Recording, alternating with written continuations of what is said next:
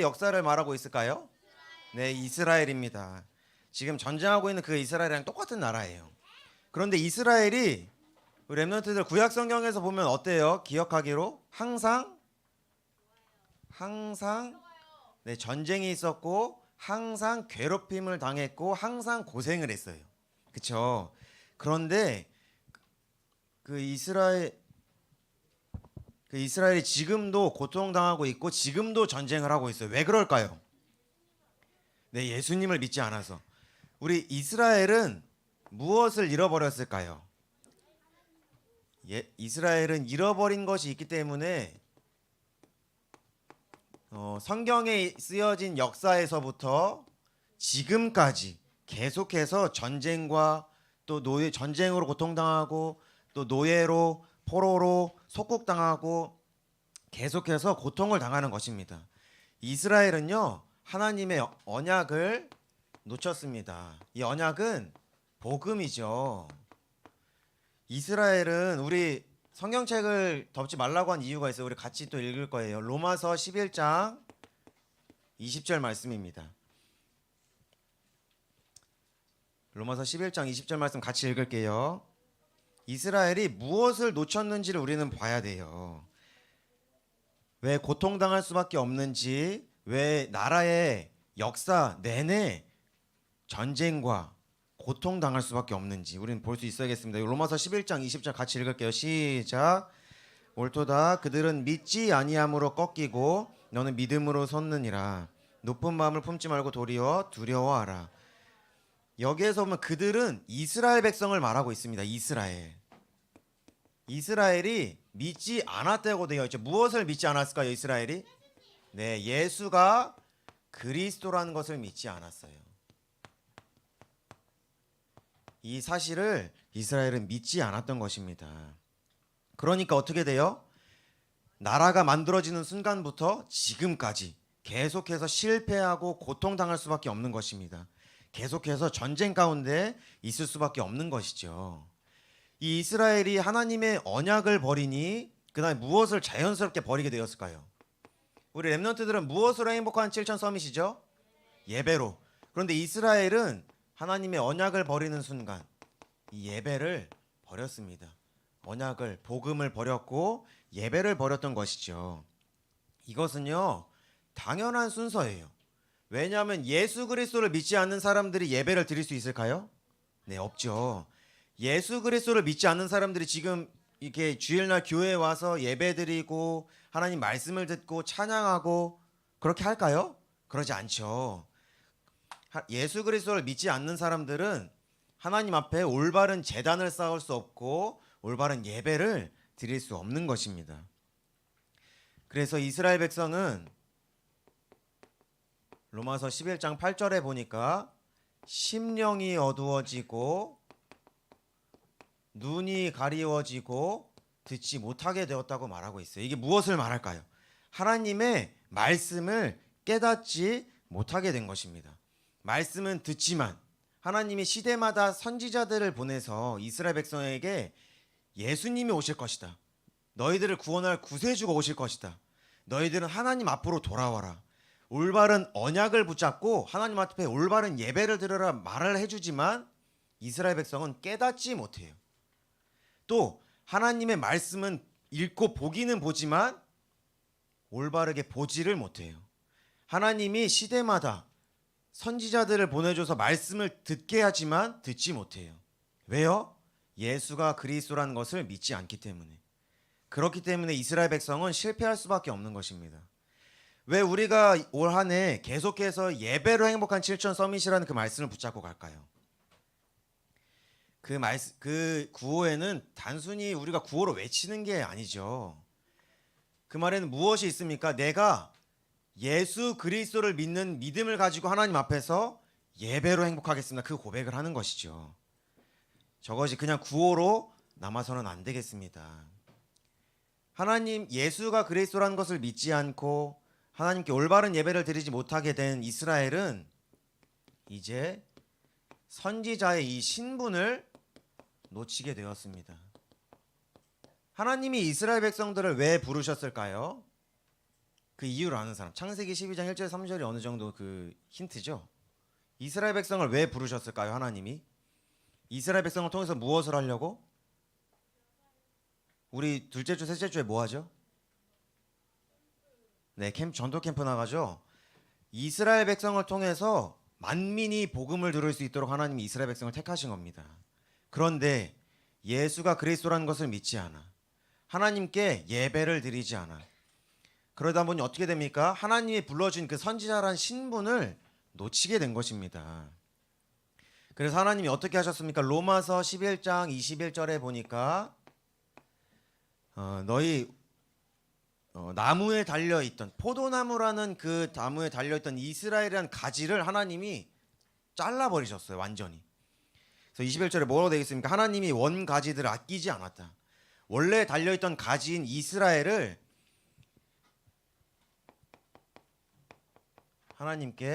이스라엘이 하나님께 버림받게 된 것입니다. 예수 그리스도라는 그 이름을 믿지 않고 예배를 드리지 않고 선지자라는 신분을 버렸기 때문에 어쩔 수 없는 것이죠. 그래서 우리 간단한 그림을 좀 볼게요. 간단한 그림. 자, 여기 뭘까요? 나무죠. 다행입니다. 그래서 나무에 이건 뭘까? 네, 이스라엘이라는 가지가 달려 있어요. 이렇게 나무에. 그럼 이 나무는 누구를 말할까? 네, 예수 그리스도 하나님을 말하죠. 하나님 예수 그리스도를 말합니다. 그런데 이스라엘 백성이 이 가지에서 이 나무에서 완전히 떨어져 나가게 된 것입니다. 그럼 이 나무에 하나님이 다시 누구를 붙이셨을까요? 네, 렘넌트를 붙였어. 맞아요. 렘넌트를 다시 새롭게 붙이셨습니다. 우리 요한복음 15장 5절에 뭐라고 되어 있죠? 나는 포도나무요 너희는 가지라. 그가 내 안에 내가 그 안에. 그때 사람이 갑자기 말씀 기억이 안 나네.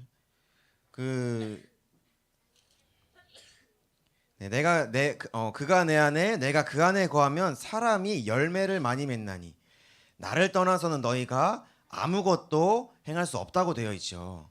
이스라엘 백성들이 하나님을 버리고 예수 그리스도를 떠날 때 아무것도 할 수 없게 된 것입니다. 그럼 우리 렘넌트들은 어디에 붙어 있어야 될까요? 포도나무이신 그리스도께 붙어 있어야 됩니다. 그래서 하나님이 우리 렘넌트들에게 회복하게 하셨죠.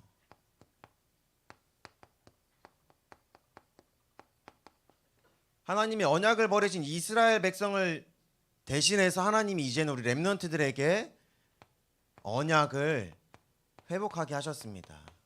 복음을 회복하게 하신 것이죠. 그래서 로마서 11장 11절에 보니까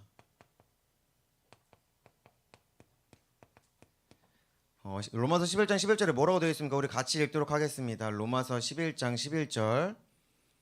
자, 성경 안 덮었으니까 금방 읽을 수 있죠. 시작. 그러므로 내가 말하노니 그들이 넘어지기까지 실족하였느냐? 그럴 수 없느니라.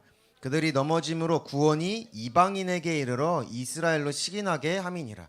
여기에서 말하는 이방인들은 우리 렘넌트들을 말합니다. 이제는 구원이 누구에게 임했다고 되어 있죠? 우리 렘넌트들에게 임하게 된 것입니다. 예수 그리스도란 그 이름을 우리에게 깨닫게 하신 것이죠. 그것이 아까 우리가 읽었던 요한복음 15장 5절의 말씀입니다. 이제는 포도나무 대신 예수 그리스도께 우리 렘넌트들이 붙어 있는 것이죠. 가지로서. 하나님이 왜 이 언약과 복음을 렘넌트들을 통해서 회복하게 하셨을까요? 왜냐하면 하나님 앞에 올바른 제단을 쌓고 올바른 예배를 회복하기 위해서 그렇습니다. 우리가 어떻게 올바른 제단과 예배를 회복할 수 있습니까? 아까 우리가 봤지만 이스라엘 백성은 하나님의 말씀을 깨닫지 못하는 심령을 갖게 되고 눈이 어두워져서 예수님을 그 눈으로 직접 봤지만 그분이 우리들을 구원할 구원자, 그분이 그동안 예언되었던 그리스도라는 것을 깨닫지 못해서 눈이 어두워진 것이죠. 또 귀로 하나님의 말씀을 듣지만 말씀을 깨닫지 못합니다. 그렇기 때문에 우리 렘넌트들은 무엇을 구해야겠습니까? 하나님께. 오늘 말씀 읽었죠. 다시 읽도록 하겠습니다. 로마서 11장 5절부터 6절입니다. 시작. 그런즉 이와 같이 지금도 은혜로 택하심을 따라 남은 자가 있느니라. 만일 은혜로 된 것이면 행위로 말미암지 않음이니 그렇지 않으면 은혜가 은혜되지 못하느니라. 하나님의 말씀을 깨달을 수 있는 이 은혜를 하나님께 우리 렘넌트들은 구해야 됩니다. 우리 예배를 드리기 위해 지금 이 자리에 앉아 있지만 하나님이 은혜를 주시지 않으면 말씀이 들리지 않고 말씀이 보이지 않고 하나님이 오늘 나에게 주신 말씀이 무엇인지 깨달을 수가 없습니다. 나의 능력으로는 그것을 이룰 수가 없는 것이죠. 그래서 예수가 그리스도 되셔서 우리에게 오신 것입니다. 또 예배를 회복한 우리 렘넌트들은 이제는 이스라엘 백성들이 놓쳤던 이 선지자의 신분을 나의 신분으로 붙잡아야겠습니다. 왜 그렇습니까? 여러분들이 이제는 예수 그리스도란 그 언약 속에서 하나님을 예배하고 나의 주인으로 모시고 렘넌트들의 현장에서 그 예배를 드리고 누릴 때에 하나님은 우리 렘넌트들을 현장에서 복음을 전하는 하나님의 선지자로 사용하시죠. 그래서 로마서 11장 36절도 같이 읽도록 하겠습니다. 로마서 11장 36절입니다. 시작. 이는 만물이 주에게서 나오고 주로 말미암고 주에게로 돌아감이라. 그에게 영광이 세세 있을지어다. 아멘. 이렇게 되어 있죠. 여기 보니까 만물이라고 되어 있습니다. 만물은 나를 포함한 이 세상의 모든 것입니다. 나를 포함한 이 세상의 나의 친구들, 나의 부모님, 또 내가 보는 모든 것들이 하나님으로부터 나왔다 이렇게 되어 있죠. 그게 무슨 말일까요? 하나님이 이 세상을 창조하셨고 하나님이 나를 만드셨고 하나님이 나의 주인이라는 것을 말하고 있는 것입니다. 이제는 하나님을 나의 주인으로 삼고 예수가 그리스도라는 그 사실을 믿음으로. 왜 이렇게 시끄럽죠? 네. 나도 목소리가 큰데 나보다 내 귀에도 들리는 건 되게 크네 목소리가. 네, 하나님으로부터 시작된 우리 렘넌트들은 이제는 예수 그리스도라는 그 이름으로 살아가는 것입니다. 주로 말미암았다 이렇게 되어 있죠. 렘넌트들이 학교에서 살아갈 때, 가정에서 살아갈 때 누구를 의지해서 살아가고 있습니까? 무엇을 의지해서 살아가고 있을까요? 우리 렘넌트들이 어떠한 신분을 가지고 살아가고 있습니까? 다들 물어보면 정체성에 대해서 굉장히 이렇게 확실한 답을 가지고 있어, 그렇죠? 요한복음 1장 11절이라는 그 확실한 정체성을 갖고 있는데 교회에서 말씀을 들을 때, 말씀을 적을 때, 또 학교에서 생활할 때 그러한 모습들을 봤을 때 어때요? 정체성을 가끔씩 잊어버리고 까먹고 놓치게 되죠. 우리 렘넌트들은 하나님이 부르신 그 현장을 살릴 선지자라는 것을 기억해야 됩니다. 하나님으로 말미암아서 사는 것이죠. 그리고 우리 이제 다시 어디로 돌아갑니까? 하나님께로 돌아가는 것입니다. 하나님으로부터 시작된 인생을 하나님으로 살아가고 다시 하나님께로 돌아가는 것이죠. 그것이 우리 렘넌트들의 인생이고 선지자라는 신분을 가진 렘넌트들이 누려야 되는 것입니다. 우리가 마지막으로 볼 것이 있습니다. 하나님이 언약을 회복하게 하신 우리 렘넌트들은 각자의 현장에 무엇입니까? 남은 자 7,000인으로 하나님이 부르신 것입니다. 그 현장을 살릴 전도자로 부르신 것이고 오늘 우리가 구호로 외쳤듯이 7,000 서밋으로 부르신 것입니다.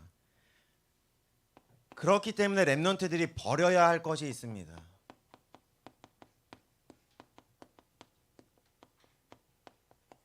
오늘 봤던 로마서 11장 1절에서 6절에 보면 이거 그 바울이 누구의 말을 똑같이 말한 거예요? 누가 했던 고백을 똑같이 따라한 거죠? 이사야? 이사야? 야만 같네, 야만. 베드로는 다 틀렸는데? 엘리야죠. 엘리 1학년이 하는데 엘리야입니다.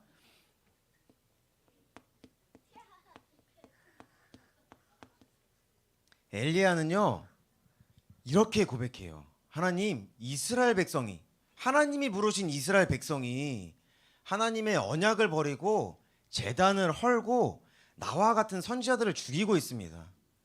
이젠 나만 남았습니다. 나도 그냥 죽여주세요 이렇게 얘기해요. 왜 그렇게 말할 수 없었을까요? 말할 수밖에 없었을까요?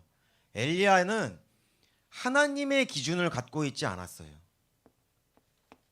또 하나님의 꿈을 갖고 있지 않았어요. 나의 꿈. 또 이 세상을 바라볼 때에 나의 기준으로 이 세상을 봤습니다. 그러다 보니 이스라엘 백성이 언약을 버렸다고 말하는 엘리야가 하나님의 언약을 믿지 않았습니다. 하나님은 분명히 이스라엘 백성에게 뭐라고 하셨죠? 복의 근원이 될 것이라고 말씀하셨죠. 너희를 통해 복음이 전파될 것이라 말했지만 그 말씀을 오히려 믿지 않았던 것은 누굽니까? 엘리야입니다. 엘리야는 나의 꿈이 있었기 때문에 하나님의 꿈이 보이지 않았어요. 나의 기준이 있었기 때문에 자신은 실패한 존재라고 얘기했었어요. 그렇죠? 우리 랩런트들은 나의 꿈과 나의 기준이 아니라 무엇을 가져야겠습니까? 하나님의 꿈과 하나님의 기준을 가져야 되겠습니다. 그리고 또 사환, 이 사환은 누구냐면 엘리야의 제자 엘리사를 도와주었던 종 같은 존재입니다. 종. 엘리사를 옆에서 도와줬던 존재죠. 그런데 이 사환이 아람 군대가 도단성을 둘러싼 것을 보자 뭐라고 얘기하죠? 나의 주인 엘리사요, 우리 큰일 났습니다. 우리 다 죽게 생겼습니다. 아니 저 성 밖에 좀 보세요. 아람 군대가 완전히 우리를 둘러싸고 죽이려고 하고 있습니다. 사환은 무엇을 한 것입니까? 불신앙한 것이죠. 하나님을 믿지 않았던 것입니다. 하나님을 믿지 않으니까 어떻게 해요? 지금 내 눈에 보이는 상황과 환경이 중요한 거예요. 내가 내 상황을 봤을 때 이 세상을 봤더니 와 이건 내가 도저히 할 수 없겠다. 나는 실패자다. 우리 큰일 났다. 더 이상 나에게는 소망도 희망도 없다. 그렇기 때문에 청소년들이 자살하는 겁니다. 나의 능력과 지금 세상을 봤을 때에 더 이상 아무런 소망과 희망이 없구나. 우리 랩런트들은 무엇을 버려야 되겠습니까? 하나님을 믿지 않은 그 우리의 마음을 버려야 되는 것이죠. 우리의 생각을 버려야 되는 것입니다. 하나님을 믿는 믿음으로 돌아가야 되는 것이죠. 나를 보는 것이 아니라 세상을 보는 것이 아니라 나를 사랑하시고 예수 그리스도로 보내신 하나님의 그 크신 은혜를 우리는 바라봐야 되는 것입니다. 우리 랩런트들은 그것을 봐야 되는 것이죠.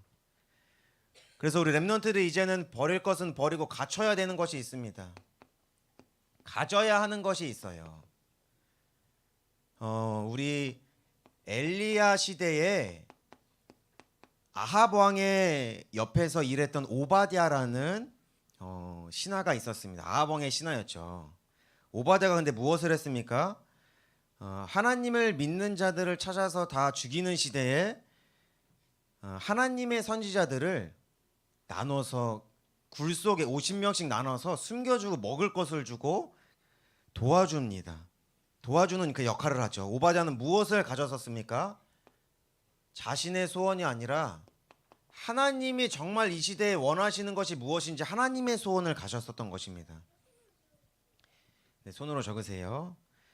하나님의 소원을 우리 그 오바댜는 가졌던 것이죠.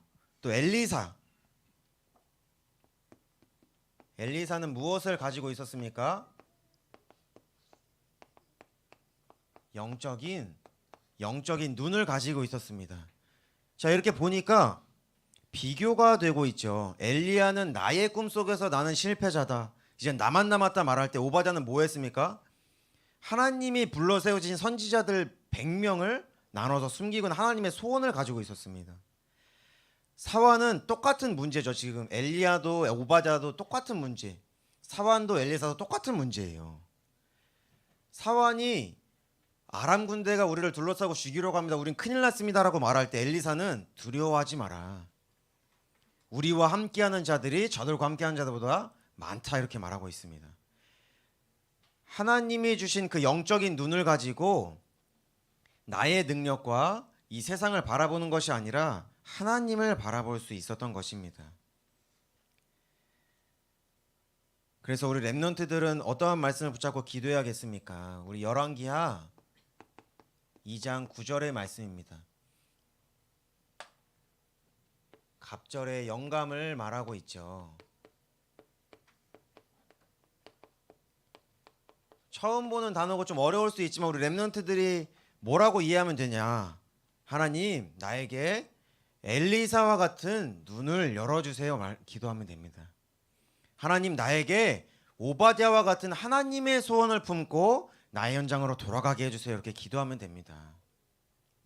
왜 그렇습니까? 이스라엘은 하나님의 말씀을 깨닫지 못했습니다. 심령이 어두워지고 눈이 어두워지고 귀가 어두워져서 하나님이 무엇을 원하시는지, 하나님이 나에게 무엇을 바라시는지, 하나님이 나의 현장에 무엇을 준비해 놓으셨는지 그런 것을 다 놓쳤던 것입니다.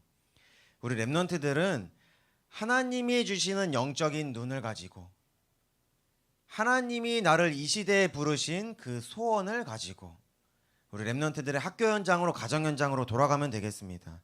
그럼 하나님이 무엇을 이루어 가십니까? 렘넌트들을 통해서 전도와 선교를 이루어 가시는 것입니다. 그 현장을 살리는 자들로 파송되는 것이죠.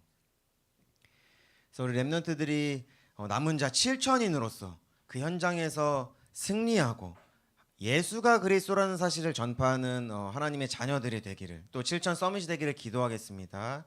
자, 기도하고 마무리하도록 하겠습니다. 기도하겠습니다.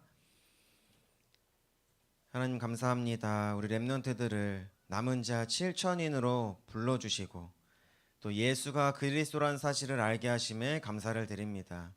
하나님, 우리 렘넌트들이 하나님을 믿는 그 믿음을 가지고 예수가 그리스도라는 그 믿음을 가지고 하나님 앞에 올바른 제단을 쌓고 예배를 쌓게 하여 주시옵소서. 하나님의 소원을 가지고 이제는 그 현장을 살리는, 하나님의 말씀을 전하는 선지자로 세워질 수 있도록 주께서 은혜를 내려 주시옵소서. 예수 그리스도의 이름으로 기도드렸습니다.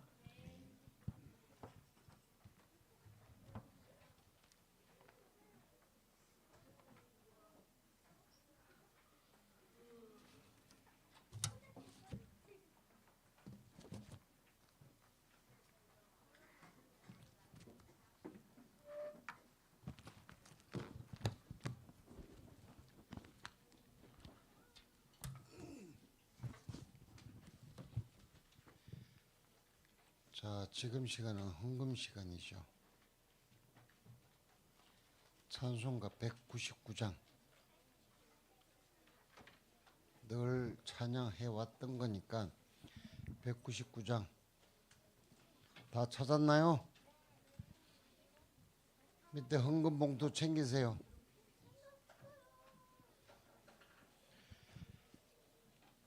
(199장) 하나님께 영광 돌리도록 하겠습니다.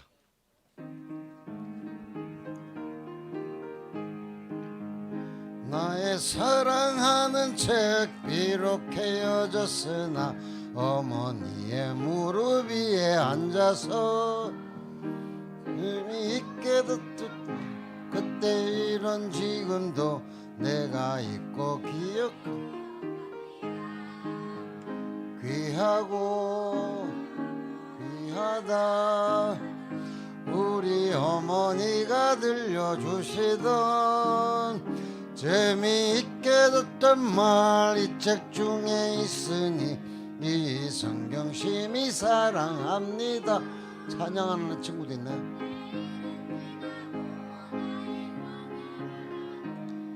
(5, 6학년) 찬양 안 합니까?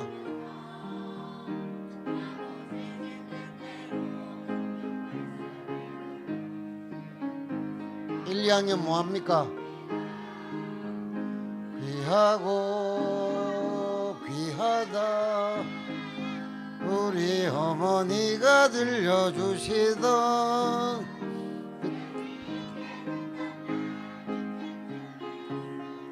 이 성경 심히 사랑합니다. 예수 세상 계실 때 많은 고난 당하고 십자가여 달림 어머니가 읽으며 눈물 많이 흘린 거 지금까지 내가 기억합니다. 귀하고 귀하다.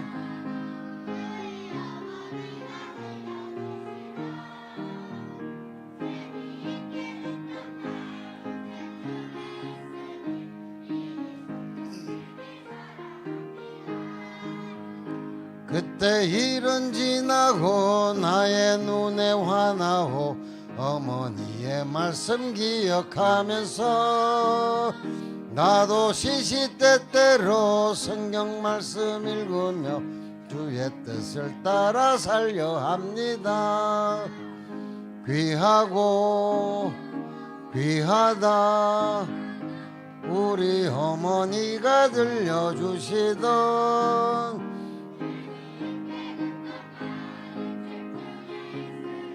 이 성경 심히 사랑합니다.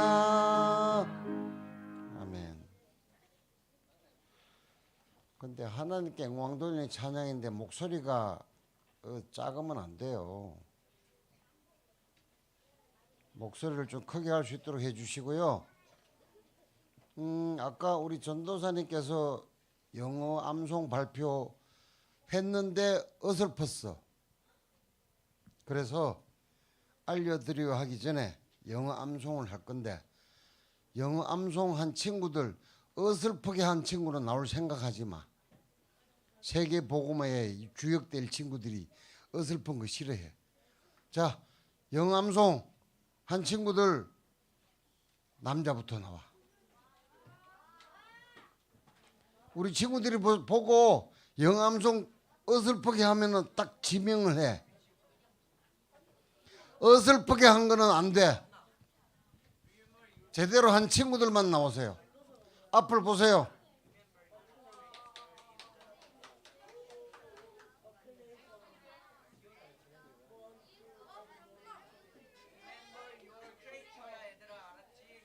조용. 조용. 조용하라고요.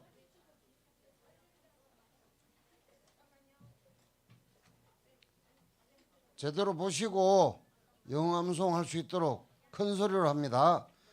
시작.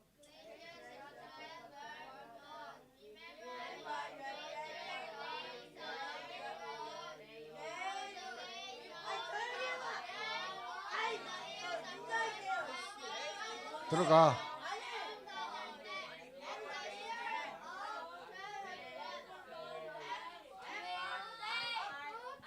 들어가. 컨닝한 거 들어가.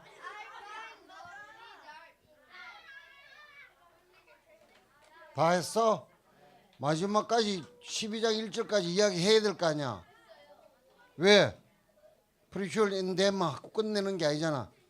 마지막까지 마무리 해줘야지. 다시. 안 되겠어. 세계복음화를 주역들인데 왜 그러지? 시작.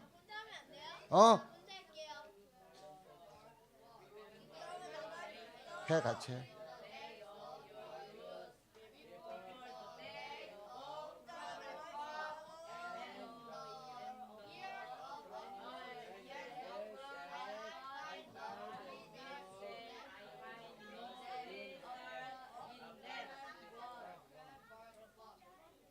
네 명 들어가. 4명 들어가라고. 너 혼자 대표로 해봐. 다시 해봐. 자신 있잖아. 해봐. 영어 다시 해봐.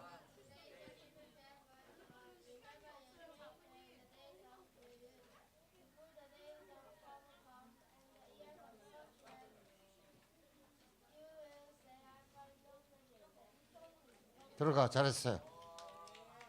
다음 여자친구들. 야, 컨닝한 건 안 돼. 들어가. 컨닝 이거 딱 컨닝 딱지 보고 하는 건 선생님 봤어. 안 돼. 컨닝하지 말고 제대로 할 거야. 준비. 아, 왜 이리 떠들지? 시작.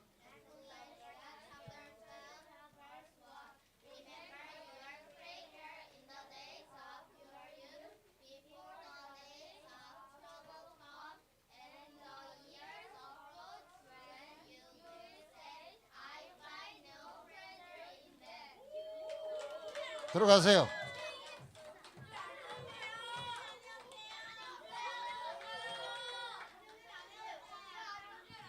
조용.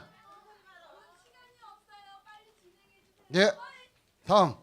자, 알려드려 봅니다. 조용. 알려드려 봅니다. 오전 예배 시간 조용하시라고요. 오전 예배 시간 정확히 지킬 수 있도록 하시고, 늦게 오는 친구들은 기도하면서 응답 받으세요. 분명히 기도하면 하나님께서 응답을 주십니다. 주일 오전 8시 40분에 초등부실에서 교사 모임이 있으니까 선생님들 또한 마찬가지로 시간 지켜주시고요. 오늘 유초등부 청년합 창예배로 드렸고요. 오늘 오후 1시에 1층 중예배실에 그 부모 세미나가 있습니다. 그래서 각 반 선생님들께서도 공과 시간에 우리 랩런트들의 필히 전달해서 부모님이 참석할 수 있도록 꼭 전달해 주시기 바랍니다. 조용!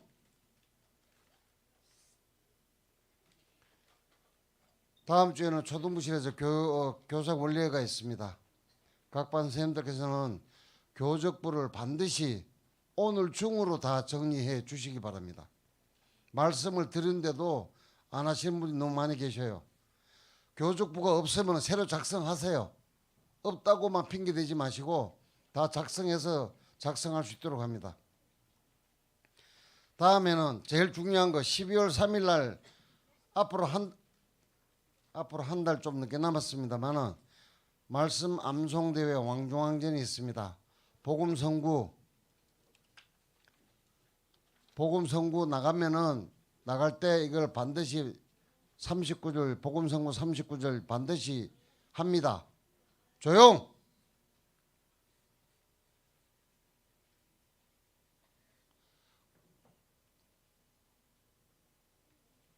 그 다음에 암송대회까지 같이 합니다. 암송대회도 포함하니까 영어 암송도 할 수 있도록 그렇게 같이 포함해서 할 거니까 선생님께서 한 번 더 알려주시고요. 이번에는 상금이 되게 많습니다. 조용하세요. 1등부터 5등까지 금액이 알려드려 나와 있으니까 그걸 참고로 해 주시고요. 이번에는 뭘로 드리냐면 그런 것도 있습니다.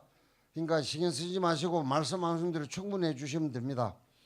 그 다음에 부모님과 함께하는 저녁 9시, 8시든 9시든 7천 기도망대 기도는 꼭 해 주시기 바랍니다.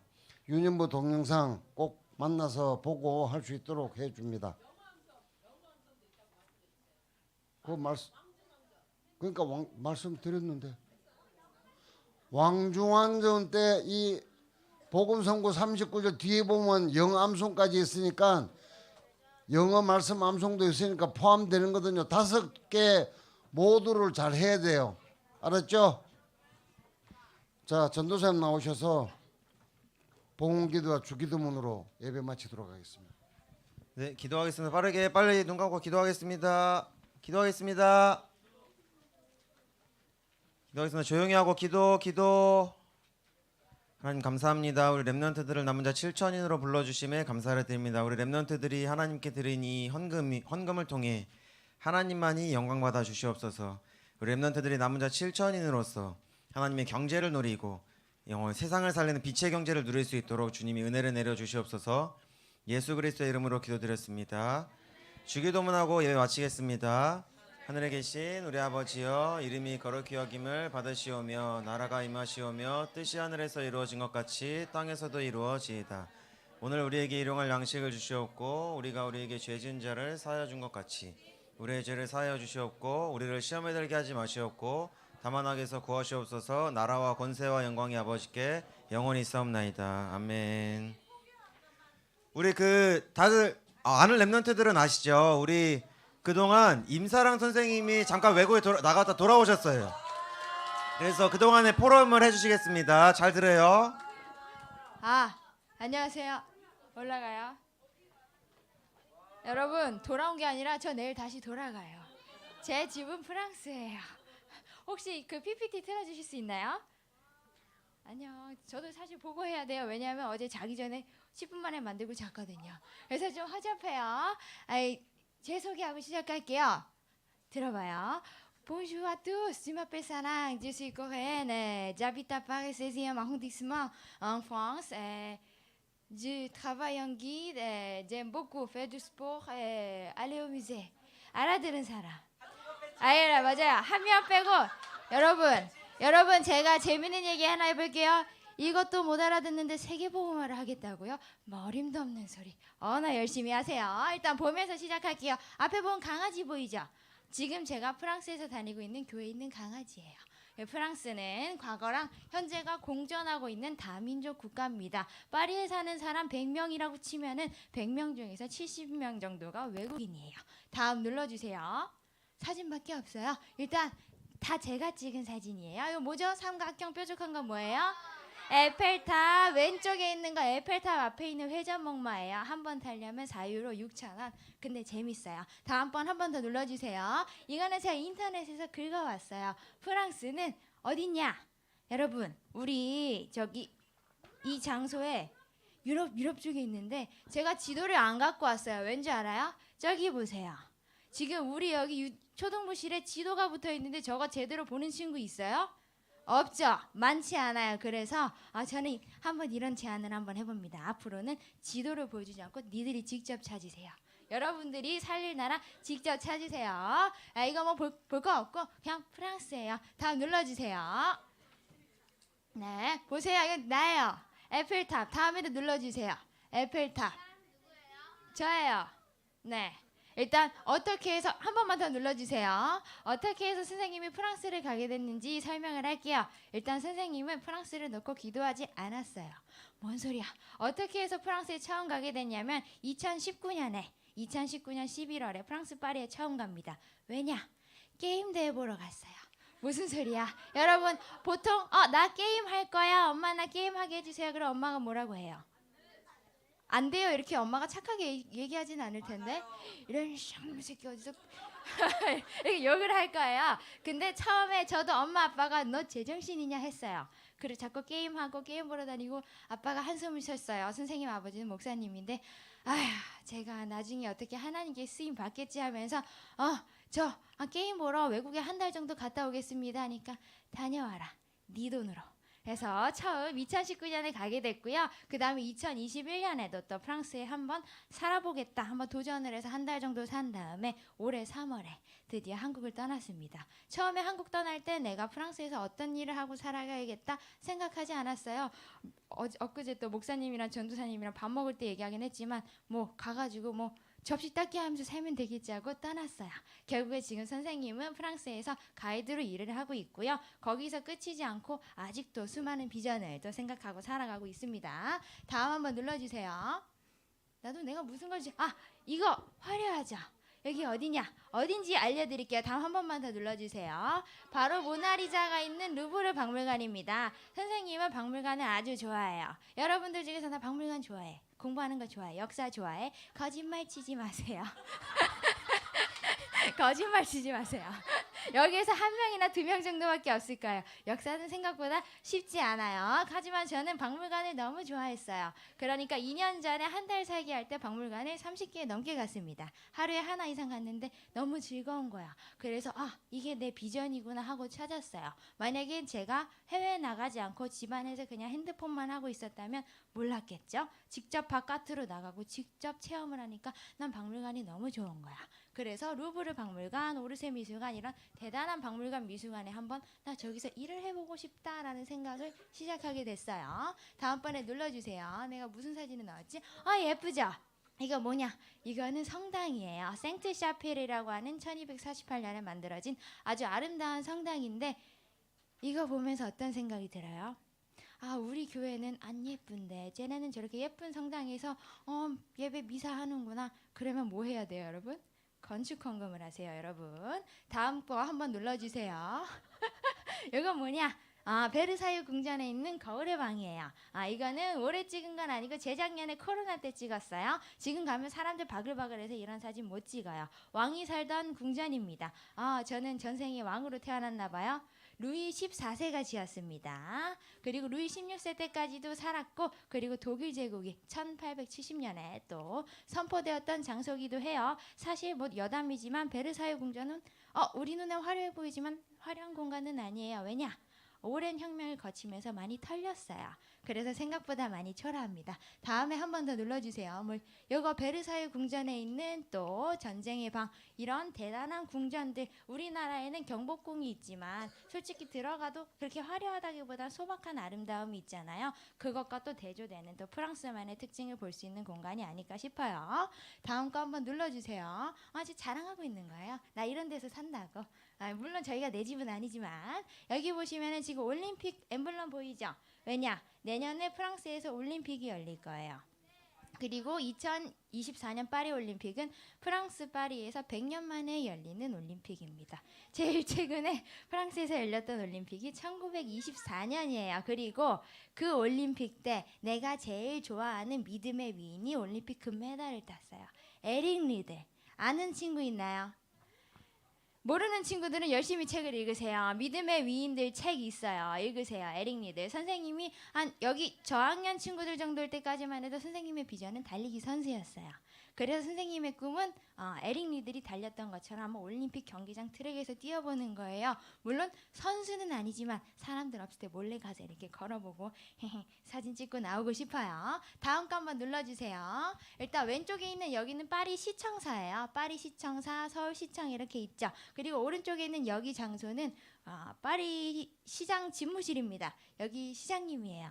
얼마 전에 운이 좋아가지고 시청사 안에 들어가서 시장님 보고 나왔어요. 이것처럼 우리나라에도 시장님이 있고 해외에도 시장님이 있고 우리나라랑 다른 모습이죠. 내부 보면은 여기에도 뭔가 삐까뻔쩍 샹들리에가 달렸어요. 왜냐? 저 시청사는 만들어진 지 얼마 안 됐어요. 1882년에 완공돼서 150년이 조금 안 됐습니다. 무슨 소리야? 건물이 150년 되면 오래된 거 아니야? 아니에요. 여기는 음식점이 500년 된 음식점, 800년 된 음식점도 많아요. 우리나라랑 또 다른 특징이 있죠. 그래서 시장실 살짝 보여줬고 다음 거 한번 눌러주세요. 이것도 시청이에요. 시청 내부에 있는 홀. 여기에 뭐 대통령이나 아니면은 또 중요한 사람들 오면 여기서 만찬하고 사진 찍고 하는 곳입니다. 네, 다음 눌러주십시오. 그냥 사진 보여주려고. 이거 공사하고 있을 때 찍었는데 이때가 한 5월일 거예요. 룩셈부르 공원, 여기 프랑스에서 아름다운 정원들 보여주고 있어요. 프랑스는 풀떼기가 많아요. 사람들이 풀을 좋아해요. 보통 영국 사람들은 치킨을 좋아합니다. 한국 음식 중에서. 하지만 프랑스 사람들은 건강한 음식들, 풀떼기라면 안 되는데 풀들을 좋아해요. 그래서 프랑스인들이 제일 좋아하는 한국 음식은 비빔밥. 네, 그리고 프랑스인들이 좋아하는 거 정원. 네, 다음 한 번 더 눌러주세요. 이렇게 아름다운 정원들이 곳곳에 아주 많습니다. 이런 녹지 공간들을 중요하게 생각을 하고 있어요. 다음 번 더 한 번 눌러주십시오. 이것도 공원, 라빌레트 운하가 있는 공원 한 번 더 눌러주세요. 이것도 아름다운 파리 식물원입니다. 이렇게 아름다운 꽃들을 프랑스에서 많이 볼 수 있는데 꽃들이 항상 피어 있어요. 왜냐? 지면 뽑고 다시 심어요.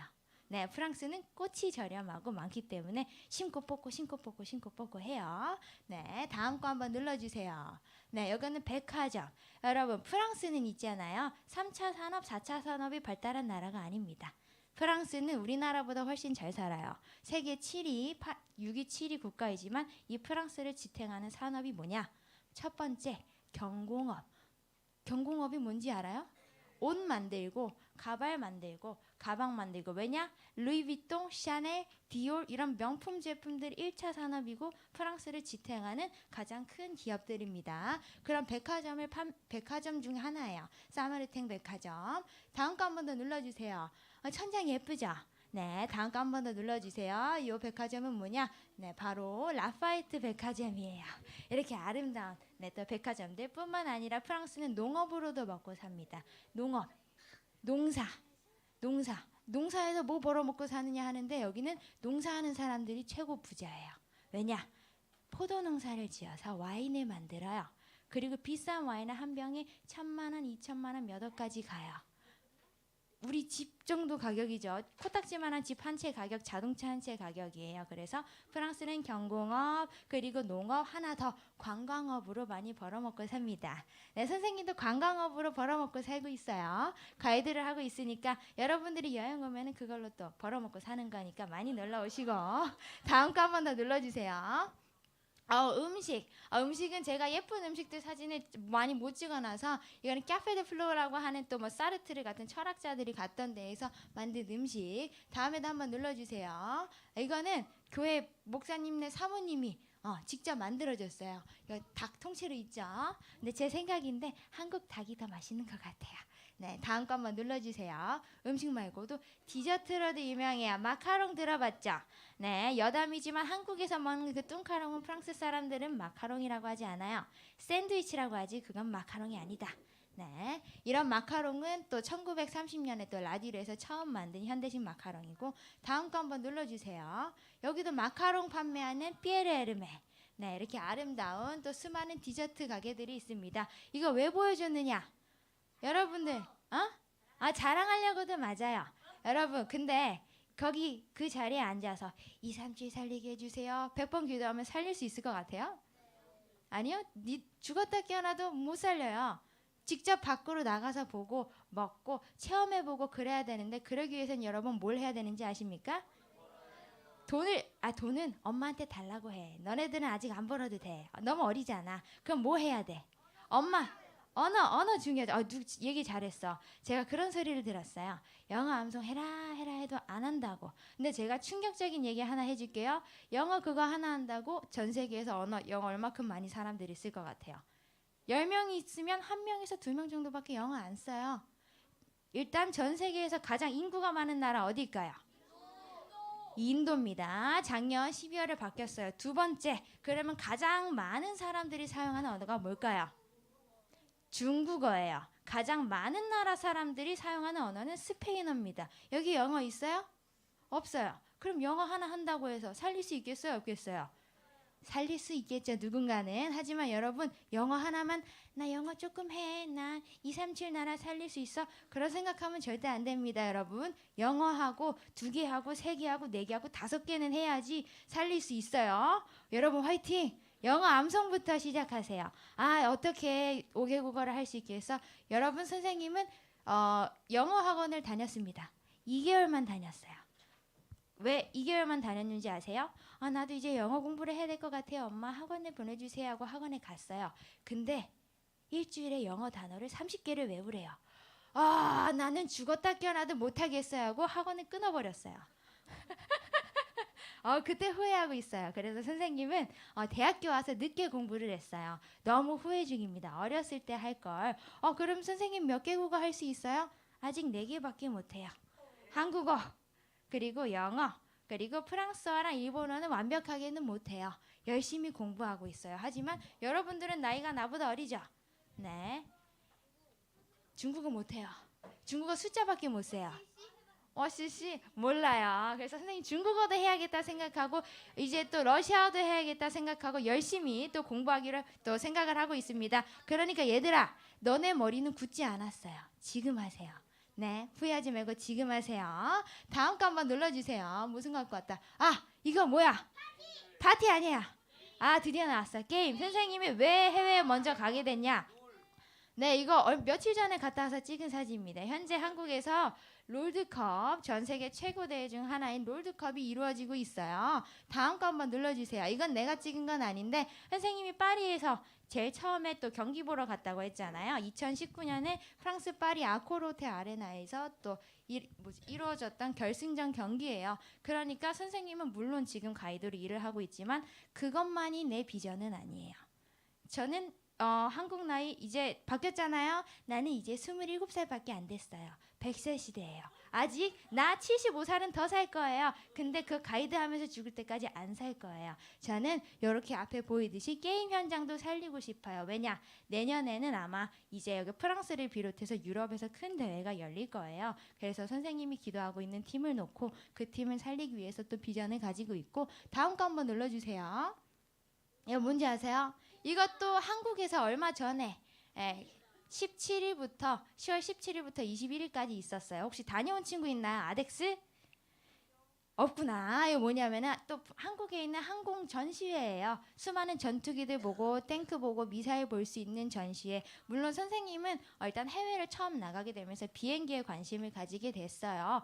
어떻게 하면 이 비행기 조금 더 탈 수 있을까? 관련된 산업에서 종사할 수 있을까? 고민하다가 또 로드마스터라는 꿈을 또 하나 가졌어요. 여러분들 비행기 탈 때 사람만 타는 거 말고 물건도 태우잖아요. 그 물건 그냥 못 실어요. 무게중심이 안 맞으면 사람이 추락합니다. 사람이 추락하는 게 아니지 비행기가 띵 하고 떨어져요. 그래서 어떻게 하면 효율적으로 수많은 사람들을 그리고 수많은 짐들을 비행기에 태울 수 있을까? 그것도 내 비전이에요. 나는 꿈을 하나만 가지고 있지 않아요. 그리고 비행기를 좋아하다 보니까 이렇게 항공 박람회 가다 보니까 다음 거 한 번 더 눌러주세요. 뭐지? 전투기예요, 여러분. 이 전투기 하나에 얼마 할까요? 일단 몇백억, 한 700억, 800억에서 비싸면 1,500억까지 합니다. 나 비싼 거 가방 하나 1,000만 원, 뭐 비싼 거 자동차 20억, no. 비싼 거, 전 비싼 거 반짝반짝하는 걸 좋아해요. 이런 전투기들 한 대라도 더 팔고 부품 한 대라도 더 팔고 저는 거기에 대한 꿈도 이번에 새로 가지게 됐어요. 뭐야 선생님 27살이면은 그렇게 꿈 많이 가져도 되는 거야? 맞아요. 왜요? 비전 많으면 안 돼요? 난 다 할 거예요. 여러분도 수많은 비전을 가져보세요. 나는 못할 거야. 나는 언어가 안 되니까 못할 거야. 선생님 프랑스 가기 전에 프랑스어 잘 못했어요. 그래가지고 가면 접시라도 닦아야지 언어를 못하면 생각했는데 직업이 생겼어요. 다음 거 한번 또 눌러주세요. 마지막이다. 이것도 제가 또 목표로 하고 있는 또 업체입니다. 또 카이라고 해서 또 KF-21이라고 신세대 또 전투기를 또 개발하고 있는 곳이 있거든요. KF-21 맞아요. 네, 그래서 저기 또 프랑스 지사가 있더라고요. 그래서 난 저기 한번 들어가 보겠다라는 꿈을 또 가지고 기도를 하고 있어요. 여기까지 왜 이야기? 뭔 소리 하는 거야? 그냥 자기 얘기하는 것 같은데 맞아요. 근데 여러분, 전 슬픈 소리를 들었어요. 나는 비전이 없어요. 뭐 하고 싶은지 모르겠어요. 직업 뭐 해야 될지 모르겠어요. 꼭 직업이 비전이 되지 않아요. 선생님의 또 다른 비전을 하나 이야기를 해줄까요?